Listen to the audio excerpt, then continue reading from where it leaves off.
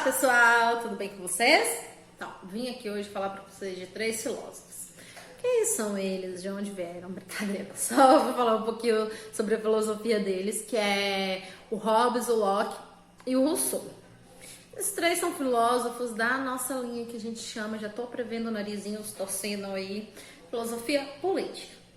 Mas antes de fazer cara feia e tal, eu vou questionar para vocês. O que é a política? O que nós não entendemos? O que de fato é?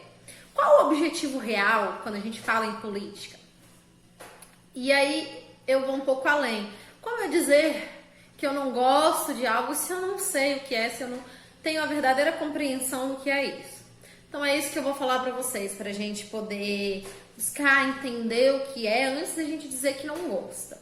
Sei que a maioria de nós não tivemos acesso durante nossa vida sobre o entendimento de fato que é política. Deveríamos, mas não tivemos. Para a gente ter ideia, tem termos dentro da política que vieram da filosofia. Porém, se diz por aí que a filosofia não deveria discutir política. Mas a política, o berço da política é na filosofia. A título de curiosidade, para a gente, por exemplo, entender como a gente está intrinsecamente ligada à política, vocês podem pesquisar os 3 poderes e a relação deles com Montesquieu. E quem não sabe quem são os 3 poderes, Google, tá? Hoje eu não vou falar um pouco mais sobre isso, porque não é a minha intenção. Hoje a gente vai falar sobre esses outros. Mas só que para vocês abrirem o coração, para a gente entender um pouco mais sobre política e qual o objetivo dela, o que tem a ser discutido, por que nós devemos discutir política. Certo? A gente tem visto aí nos últimos anos as pessoas procurando, se interessando um pouco mais, algo que é muito interessante. Só que é preciso que a gente procure, pesquise e entenda com argumentação, tá? Mas hoje a gente vai falar do Hobbes, Rousseau e Locke, certo? Já peço desculpa que eu tô um pouco fanha hoje, tá? Então, eu vou começar falando para vocês do Hobbes. Aliás, antes de eu começar a dizer, eu vou falar para vocês que esses 3 filósofos, eles são chamados de filósofos contratualistas. Então, toda vez que vocês ouvirem falar de filósofos contratualistas, nós já estamos falando de Hobbes, Locke e Rousseau, certo? Porque eles falam, eles escrevem, a gente fala que eles fazem um chamado contrato social, onde que eles descrevem várias teorias e etc, que a gente vai tentar entender resumidamente. Mas é importante que a gente entenda um termo aqui que eu gostaria, anotem no caderno, para não esquecerem. Quando vocês vão ouvir eu falando aqui durante esse decorrer dessa explicação e de outras que virão, eu falando a palavra Estado. Quando eu falo Estado, eu não estou falando em divisões territoriais, geográficas, como vocês estão acostumados a ver lá na geografia. Quando a gente fala em Estado aqui, nós estamos falando algo relacionado a poder, Estado de poder. Não é à toa que vocês vão ver, sim, escrito em alguns lugares, em vários artigos, livros de filosofia, de outras disciplinas, quando a gente fala de Estado com letra maiúscula. Nós estamos falando de Estado de poder, algo maior. Então aqui, quando eu falar Estado, eu estou falando a questões ligadas a poder, beleza? E aí também vamos ter o estado de natureza, que é estado de situação, que é outra coisa. Mas quando eu falar só Estado, é igual eu vou falar para vocês o que a definição de Estado para esses filósofos, nós estamos falando algo relacionado a poder, beleza? Então, primeiro a gente vai falar aí sobre o estado de natureza. Para Hobbes. Hobbes, escritor do Leviatã, entre outros livros, mas o mais famoso que as pessoas mais conhecem é o Leviatã. Primeira coisa sobre o Hobbes. A gente vai, quando eu falar de estado, vocês vão entender melhor, mas já para deixar isso, o Hobbes, ele acreditava que o poder era ilimitado e soberano, e ele negava o direito da revolução e dos protestos por parte da população. Gravem isso, tá? Quando vocês virem alguma coisa sobre a filosofia do Hobbes, vocês já sabem isso. O que é o estado de natureza para Hobbes? Para Hobbes, no seu estado de natureza, todos os homens eles são iguais, são livres, certo? Todos os homens são iguais, são livres e eles sabem, eles têm plena consciência disso. Todos possuem as mesmas capacidades físicas e intelectuais. E ele vai falar assim, olha, caso tenha nesse estado de natureza alguém com um pouco mais de força física ou de inteligência, não vai servir de muita coisa. Porque ele vai dar um exemplo. Se o homem tem mais força, ele quando está dormindo, ele pode ser atacado por um homem mais fraco. Ou um grupo se voltar contra ele, né? Ser destruído pelos demais. Então, não vai fazer diferença a sua força física ali. E quando ele fala da inteligência, ele fala a mesma coisa. Para ele, a inteligência é pela experiência. E aí, ele vai falar, olha, a experiência ela é praticada nesse estado de natureza. Então, se tecnicamente talvez você for um pouco mais inteligente, você não vai poder praticar isso ali naquele estado de natureza, certo? Então, assim, para Hobbes, basicamente isso. Todos os homens são livres e iguais, eles sabem disso. E mesmo que haja alguém com um pouco mais de força, não vai valer de nada, certo? Bora agora falar de Locke. Locke que escreveu aí o segundo tratado do governo, sobre o governo. Ele vai defender que a liberdade política e religiosa, que exista uma maior liberdade política e religiosa. Porém, ela deve ser delimitada com precisão a sua extensão. Esses poderes, eles devem ter maior liberdade, porém tem que delimitar a sua extensão de forma precisa, certo? O que é o estado de natureza para o Locke? Ele também vai entender que todos os homens são livres e iguais. E aí ele vai falar assim, que esses homens no estado de natureza eles são livres e iguais e eles não devem se submeter a nenhuma outra pessoa. Porque eles são livres e iguais. E além disso, por que eles não devem se submeter a nenhuma outra pessoa? Locke, ele acha que o homem, ele acredita que o homem ele é criado por Deus com algum propósito. O homem foi criado por Deus por algum motivo, né? E é apenas ele que possui o direito sobre a vida dos homens, ninguém mais. E aí ele vai falar que Deus, ele institui um tratado na natureza, uma lei de natureza, que ela é capaz de orientar a vida desses homens.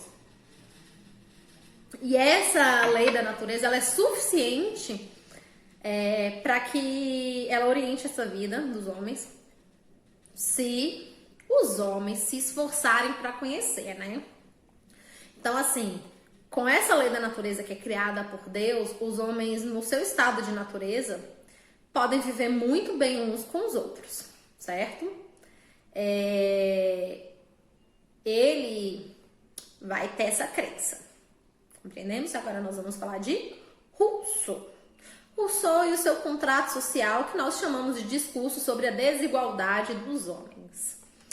E aí, no próprio título do livro dele, já está bem sugestivo aí o que ele vai, no que a sua teoria vai acabar se desenrolando. Inclusive, aí, né, o Rousseau, ele fala que o homem é bom por natureza e a sociedade corrompe.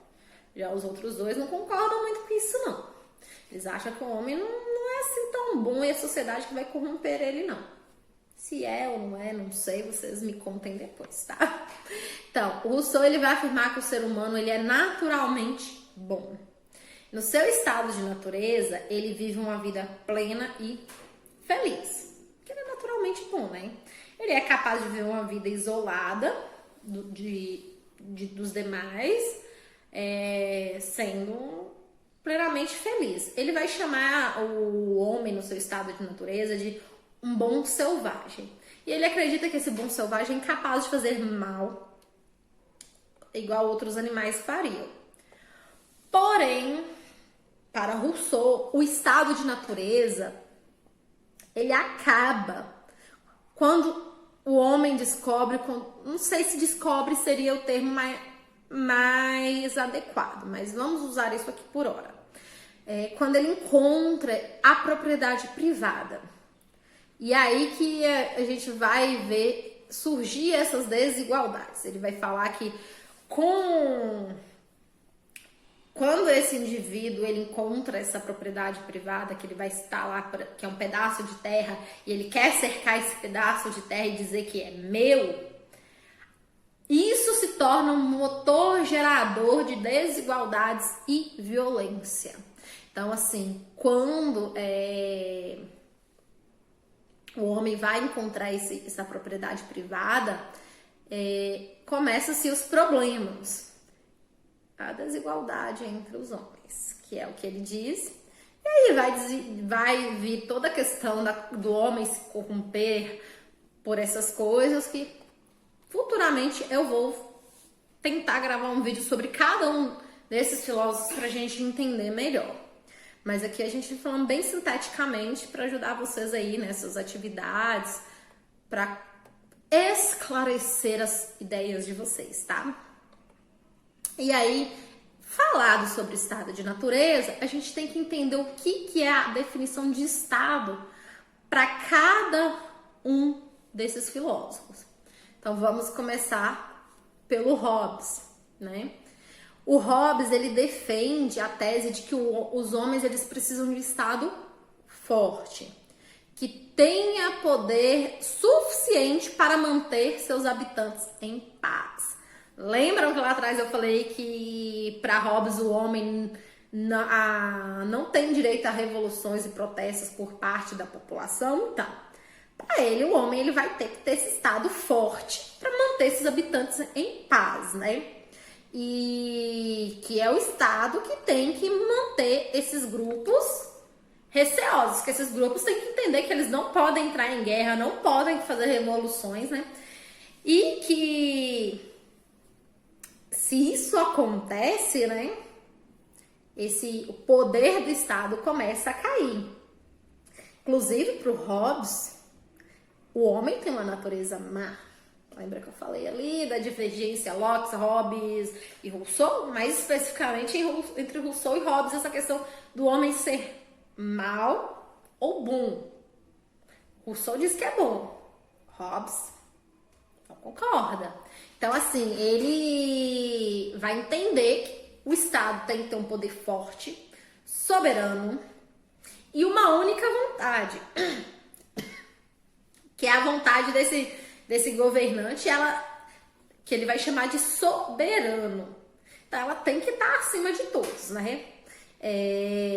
Então, assim, só esse soberano pode possuir esse poder e forçar com que os homens executem, sigam essas leis que vão garantir esse poder no Estado.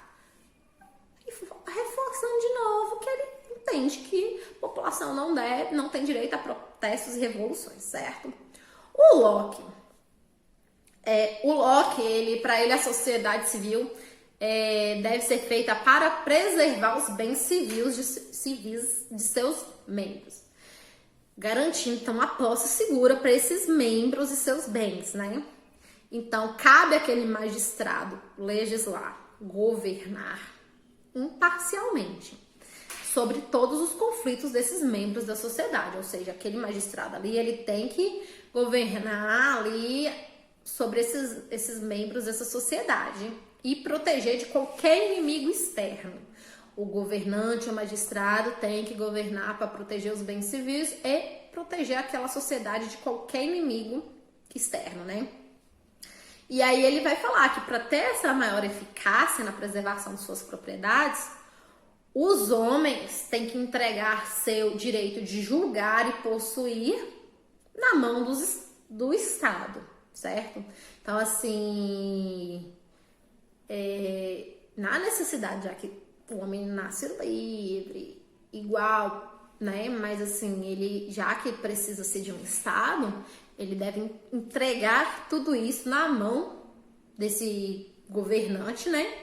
E que esse governante vai usar desse poder que foi dado por esses homens para punir esse infrator. Lembrando que tanto para Locke como para Hobbes, a propriedade privada existe, tá? Então, assim, o governante, para Locke, é esse que tem o poder de julgar e punir, e os homens, eles devem aceitar. Se aquele infrator ele ataca a paz e a segurança da comunidade, ele tem que ser punido. Como que ele vai ser punido? Esse governante vai privar esse homem de alguma coisa. O que o homem possui para ele?